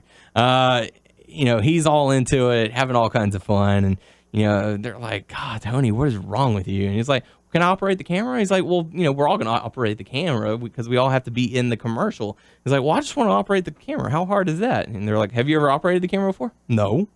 He's like, no. Then what? So they start doing their stuff, and they're like, we need to come up with like some kind of a jingle or something. And they're like, flock, go flamingo, flock, go flamingo, flock, go flamingo. Are you telling me the team that didn't have Jimmy Hart on it is the team who did the jingle? Yes. What kind of fucked up world is this? It's true, man. It's true. And so they're shooting all kinds of crazy stuff, and they have Piper getting in the hot tub, putting rubber duckies in his mouth, and the flamingos, flock of flamingos, like going absolutely insane, and like. Is Flock of Flamingos the name of the business? I think so. Yeah, okay. Flacco Flamingos. Flacco. Okay. Yeah, and so like they did one scene where Tony Atlas is just like surrounded by rubber duckies and the pink flamingos, and like how the rubber duckies normally have like a hole which causes them to squeak. Well, I guess they pressed into him and stuck them to his head to create the suction, because he had some like on his head in just random places. Like he wasn't balancing them; they were stuck to his head, and so he's just sitting there like, "Oh no, quackle, quackle, quackle!" It was something different. So they end up making their commercial. In my head, like where your story was going, like everybody was whatever, and then they cut to Tony Atlas, like women walking on his face. Wow, but no, like that's he's got. Have you ever seen the video where he's like super into the shoe fetish or whatever? That's like chicks stomping on him. It's pretty crazy. I think I'm gonna try and avoid that. Thank you. You gotta see it, man. That's okay. You got to. It's a must watch. I'm okay.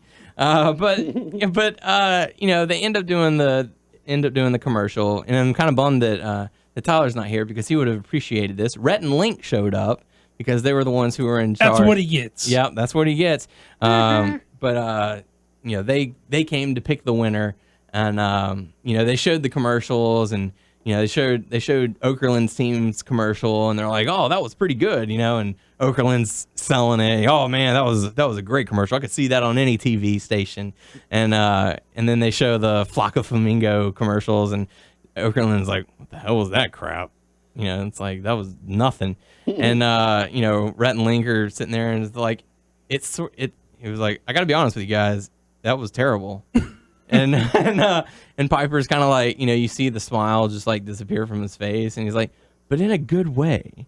He was like, it's one of those so bad that it's good, and so you guys win. And so nice. And so they end up winning, and just yeah. You got to be kidding me. Yeah, holy balls. So and I think it's Okerlund's MO to say holy balls or mention balls in every episode so far. But yeah, so Okerlund 3 for 3? Huh? 3 for 3. 3 for 3, yeah. And so Okerlund, before they announced the winner, whenever they were shooting the commercial, he was like, "Look, I don't want to be picking up more horse manure or anything like that. I want to win this one." And so, yeah, so they ended up losing this challenge, and they announced that they'd be going to Vegas, and the winning team got to be in a limo, and the losing team got to be in a 15-person seater van. And so that's pretty much how they closed the show, with them driving to Vegas, and the van was driving next to the limo, and the window rolled down, and Piper stuck the it wasn't Piper, it was Finkel. He stuck one of the flamingo heads out and was teasing them. Oh yeah, that's just what I need to see. And then they ended up getting pulled over by the cops, and the episode ended. I think that's where it ended. So yeah. It's a somewhat entertaining show, so if you get the chance, go and check it out. So that's my review for Legends House. Cool. So yeah, so there you go. Man, now it's time to move into the hot topics. No real hot topics for this week. It's been like I said, it's just a weird week for wrestling. I don't know what's going on, but we did ask you guys to participate in the Top Rope Tuesday Clutch City Productions prize pack giveaway challenge. And you failed miserably. Failed miserably. Our winner this week, no one. Not a single person participated this week. So shame on all of y'all. So we're going to save Top Rope Tuesday and Clutch City Productions the trouble of sending y'all stuff for free. So no winner this week. We ask you to put just a little bit of effort this week. Yeah, a little bit of effort. Just go to Wikipedia, do something, Watch a little video. Little video talking about dicks here. So, not that hard. But do we have a challenge this week? Should we toss it to Ryan? Would you like to Sure, toss it to Ryan. Okay, so Ryan, this week you get to offer a challenge for our listeners for our Top Rope Tuesday Clutch City Productions prize pack giveaway. Anything that comes to mind, anything you'd like the listeners to do in order to qualify? Whoever follows you on Twitter. You want to gain some Twitter followers? Sure. That's a good question, man. I don't know. I'm trying to think of I'm not trying to come something off the wall, but something that everybody can do. Or if you want to even do a phrase, and then whoever enters the phrase gets put in a drawing, or anything like that. That sounds good. Yeah, let's do a phrase. Okay. Anyone? Or are they picking the phrase, or am I just giving them? I don't get hot. You pick the phrase, and this is to prove that they're listening. Okay. And whoever listens, their name gets put in a drawing, and the winner gets picked from there. So it's that simple, folks. Okay, I'm trying to think of just a normal phrase. Something. Go flamingo, go flamingo. Now it's stuck in my head. Okay. By the power of, can you finish that phrase? I guess. I don't know. Did that count? That's my first time, so I'm getting thrown off here. I'm trying to think of a lot of phrases, but it comes from a cartoon. Okay. I can't give off the rest of it because it's the names inside of it, but it's. I already forgot. That's messed up. I know what you're talking about. Yeah, I know what you're talking about. Oh, yeah. By the power of blank. Yeah, there we go. By the power of blank. Finish that So you want them to fill in the blank. Yeah. It's from an 80s cartoon. 80s cartoon. That's pretty easy. I think it's easy. Okay. So just enter the... So you just... Now, did they just put the very next word, or did they finish out the whole quote? The next word is the name of the title. It's, part of it. Like... So you see, Okay. If that makes sense. I'm sorry, guys. I'm letting you down out there, but that's the first one that came up to my mind. By the power of blank. Yeah. So actually, no, I lied. It's not the name of the show, but it is part of the show. It is. Yeah. Yes. Okay, so there you go. I know what it is. Yeah. And if you don't, shame on you. And if you don't, go to YouTube and just search that.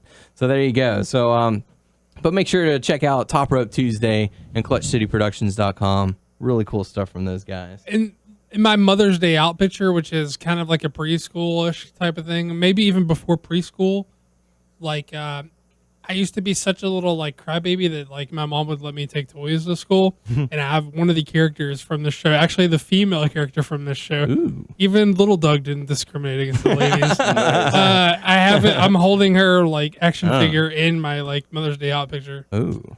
Yeah. There we go. There you go. So it's time to move into the Q&A portion of the show. Your questions, our answers. First question coming to us from Thomas. Drop it low, son. Drop it low, son. Drop it low, son. Saying, hey, fellas, during Dean Ambrose and Big E's reigns as the mid-card champions, people complained about the lack of title defenses from both of them and criticized that the mid-card titles mean little, if anything, at all.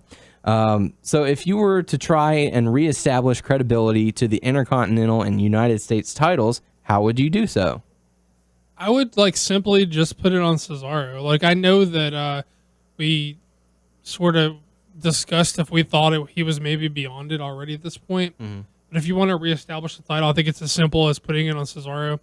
I mean, I guess there's other guys, but I think he's like the shortcut, right? Like, Yeah. I think all people want out of a secondary title is good matches and people to pretend like they want that belt, like that it's desirable. Yeah. Like, so I want the title of champion. yeah, I mean, I think it's as simple as putting on a guy like Cesaro who can have good matches with pretty much anybody you put him in there with. Dark horse. Yeah, and Workhorse, too.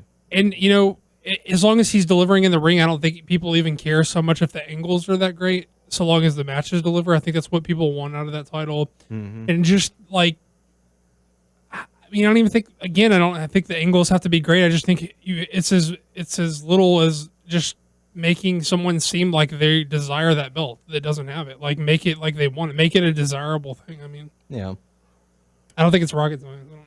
Yeah, it's not. Just, you know, like you said, make it desirable. Make people want to go after the title. Don't just have them just come out there with the title and not do anything, you know? Like, give people a reason to be fighting these guys. Like, I want that title. I don't care who I have to go through to get it, you know? Well, I mean, again, I think that, like, they just want a guy who's going to have good matches. And I think, like, Cesaro's that guy. I mean, like, once Ambrose is out of the U.S. title picture, and once Big E, although I guess he is now out of the title picture, who's next to step up? Like, they need to have, all right, well, you're out of here, so I'm using this chance to put my name in the drawing, you know, put my name in the hat. I think they did pretty good building up back Barrett. You know, I mean, Yeah. they took him off for like about a month or so of wrestling, kind of get to his new persona, or whatever, and then they got the strap on him now. Which I think, you know, is pretty good. And then again, he had it before, you know, are they going to do the same thing over again? Where they, you know, he going to have the title and don't do nothing, or he going to be, you know, 'cause the fans like him, you know, so I don't know if they're going to try to turn him heel, turn him face, or keep him heel and just make him. Keep him heel. Yeah. As much as the fans are getting behind it, just keep him heel. Right. But yeah, so thanks for the question. Next question coming to us from Seth Rickson saying, since this is now an official podcast of the Great Khali, do you think that we could get a WNS Khali shirt? I feel the Great Khali in the WNS Luchador WNS mask would be a huge seller. Trick question. How do you know it's not already Khali under that mask? Ooh. Maybe he wants us to put like a word bubble on the shirt next to the mask that says all the way down the sleeve too, like up the top, down the sleeve. How do you know who's under that mask, Seth? Could be Khali already. I feel like next we're gonna see a Photoshop picture of Khali in the ring doing this with the mask on his face. So there you go. But as far as a Khali specific, like, this is us to let you know that it is Khali. No. But thank you for the question. I'm gonna go ahead and put it out there. It is Khali under the mask. I'm gonna say no. How about you, Ryan? Because you're standing in for Tyler. I'll say yes. Oh! Why am I always ganged up on this? Well, no, because last time I think we ganged up on Doug, and he was like, fuck us. I can't remember what it was. I remember that. Sorry, I don't remember exactly, but I think we ganged up on Doug before, too. Whatever. I was talking shit because y'all both had glasses. Oh, well, there we go. There you see. We can't see. Damn it, Doug. And our memory's going, too. So. There you go. It's Khali under the mask. It's official. Not. No. No, take it back, Ryan. No.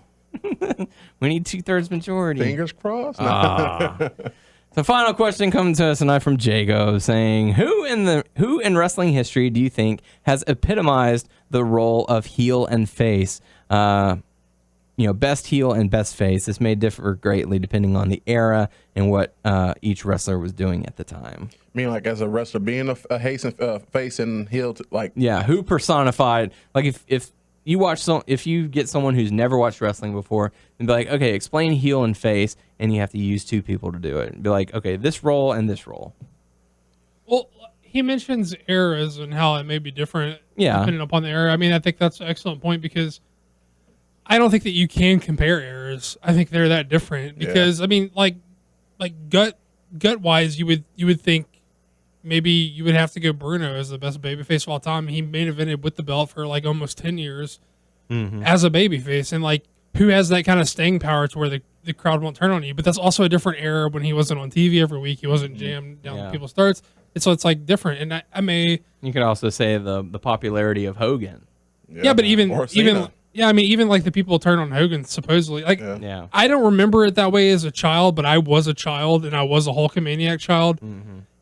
So the story goes is people turned on Hogan after a while. But I mean, I don't think you can compare eras. I mean, like, I think in this day and age, if there was someone who acted like a true blue babyface and got a true blue babyface reaction, I would almost say they're the greatest babyface of all time because I think it's as hard as it's ever been to be a true babyface and get a babyface reaction in this day and age. Same thing goes for heel because a lot of people want to cheer the heels, and I feel like, your gut may say, "Oh, Ric Flair's the best heel of all time," but in this day and age, if a heel can act like a heel and get treated like a heel, that's as impressive as it's ever been, right? Yeah. So I don't think that you can cross eras and compare.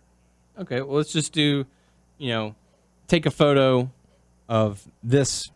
This person at this particular time, who personified this person as a heel because well, I mean, that's what I said with like as far as Bruno and Flair. I mean, as far as that goes. I mean, you could say, Vince McMahon, the head power over the corporation, ultimate heel. Everyone hates their boss. You all want to see, them get their comeuppance, and for him to be that evil, that personifies a heel. Screwing over the good guys to favor the bad guys, and then he did have his moments later on where he was favored by the crowd, but you could take the Mr. McMahon character and say that was one of the better heels in wrestling. As far as I think that if Daniel Bryan could be booked as a babyface consistently for a decade and get treated like a babyface for a decade, I would argue that he would be the best babyface of all time. Not just as a fanboy, but I'm just saying as in this day and age where it's as hard as it's ever been, if not harder, to be treated that way I sort of hate... No, I don't hate that people ask these questions. I appreciate that someone would take the time to listen to our show and ask us a question and to even give a fuck what I would have to say about the question they're asking. But I sort of like... People are like best all time type things, it's so hard, what I'm saying? Because you really can't cross it. You really can't cross compare eras. It's really like culturally, it's so different. You know what I mean? I think that's like in any sport, man. You can't really say there's the greatest of all time. I mean, it all comes down to one's opinion. Place and time. Yeah, because some people might look at stats, or somebody might look at. I don't know. It's like LeBron's the best of all time. Well, what about Kobe? What about Michael Jordan? If you take all three of them in their prime, who would come out on top? Yeah, you might have a definitive answer, but there was time differences between these guys. So 4 different eras, man. Yeah, in a way, you'll never know. So it's just it's a tough call. They're just so tough. I mean, tough to say. You just can't cross the eras. It's just so different. You can always debate. Just can't give a correct answer. Right. Yeah. The best answer is that there is no answer. Everybody, even Zack Ryder's the ultimate superstar. The ultimate warrior. So yeah, but thank you for the questions. We do appreciate it. Make sure you submit your questions on our Facebook page, WNS Podcast, our YouTube page, WNS Video. Check us out. Hopefully it doesn't fuck up in the future. The YouTube page. Oh yeah. Sorry about that for those who happened to comment this week. I really don't know what happened, but it's happened quite. It's been flaky. Yeah, I don't know what the fuck is. Here's what we're saying. We love that you're listening on YouTube, but if you want to comment and you have another means, maybe you want to look into the other means for a while until we figure the YouTube. Shoot us a tweet, message us on Facebook or even a comment on Stitcher, because I noticed we're on the rise on Stitcher playlists. So for those of you who are listening through Stitcher, if you have a question for us, make sure to just leave it in the comment section. If you want to gamble, go ahead. We don't know what's going on, and until we figure it out, Yeah. But check us out on WrestlingNewsSource.com, WrestlingNewsSource.com on Facebook. Make sure you subscribe to us on iTunes by searching Wrestling News Source Podcast as well.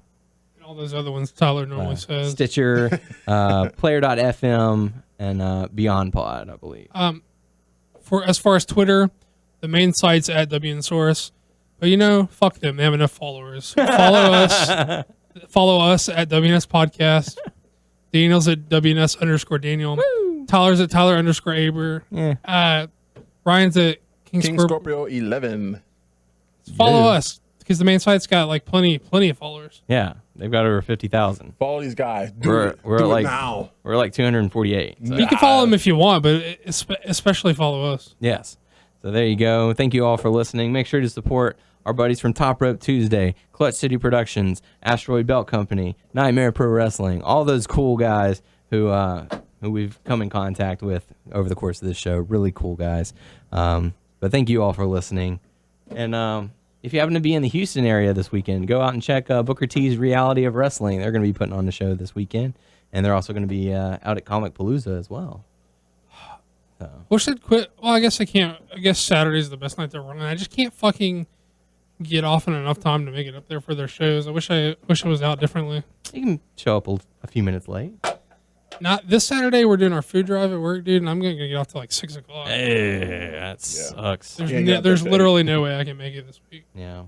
All right. Well, there you go. But Ryan, we appreciate you coming in, stepping in for Tyler this week. No problem. Thank you guys. Glad to be on the show. Thanks for picking up my slack. So there you go. For the podcast crew, I am Daniel Aaron. I'm Doug. Ryan. Fuck Tyler Aber. And we will catch you all next week. Peace.